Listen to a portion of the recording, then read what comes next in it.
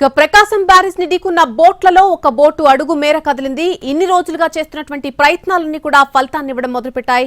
ఒకవైపు under water cutting team, మరొకవైపు Kachaluru team కలిసి ఆ బోట్లను తొలగించేందుకు తీవ్రంగా శ్రమిస్తున్నారు.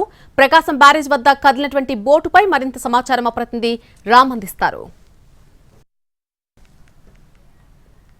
ఎట్టకేలకు ప్రకాశం బ్యారేజీ వద్ద బోటు కదిలింది. దాదాపు వారం రోజుల నుంచి కూడా కదలకుండా అలా ఉండిపోయిన బోటు 4 రోజులు కదిలించడానికి చేసినటువంటి ప్రయత్నాలు, ఈ ప్రయత్నాల తర్వాత ఇవాళ ఏదైతే అండర్ వాటర్ కటింగ్ టీం కూడా కొంత 80% అంటే 80% కటింగ్ చేసిన తర్వాత కచ్చలూరు టీం వచ్చి వాళ్ళు కూడా దాన్ని కదిలించడానికి ఒక వైర్ని, ఏదైతే ఐరన్ వైర్ ఉంటుందో ఆ ఐరన్ వైర్ని దీన్ని కటింగ్ చేయడానికి కూడా టైట్ చేసి ఇక్కడి నుంచి పెట్టినటువంటి దుర్గాఘాట్ వరకు కూడా కనెక్ట్ చేసినటువంటి పరిస్థితి అయితే ఉంది.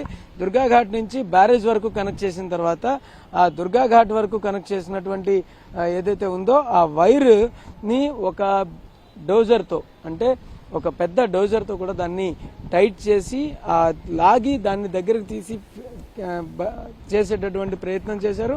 దాదాపు మొత్తం నదిలో ఉన్నటువంటి వైర్ మొత్తం అంతా కూడా కంప్లీట్ గా దుర్గాఘాట్ వద్దకు ఒక చెట్టుకు తగిలించి ఆ చెట్టు నుంచి పులీల ద్వారా ఒక డోజర్ కి కనెక్ట్ చేసి డోజర్ తో దాన్ని లాగేలాగా, అంటే పూర్తిగా అక్కడ ఉండేటటువంటి 60 టన్నుల బరువుని బలంగా లాగగలిగేటటువంటి ఒక ఎక్విప్మెంట్ కూడా రెడీ చేసి దాన్ని లాగే ప్రయత్నం చేసిన పరిస్థితి అయితే ఉంది. అయితే అందులో ఉన్న బోట్లన్నింటిలోకి కూడా ఏదైతే చిన్న బోటు, ఇప్పటిదాకా కటింగ్ చేస్తూ ఉన్నటువంటి బోట్ ఏదైతే ఉందో ఆ చిన్న బోట్ అయితే మాత్రం కొంతవరకు ఇప్పటిదాకా గేట్లకు దగ్గరగా ఉన్న బోటు కాస్త, అంటే ఈ వైర్ల ద్వారా టైట్ చేసి దాన్ని అంత లెంగ్త్ తీసుకుని నీళ్లలో నుంచి బలంగా లాగిన నేపథ్యంలో ఆ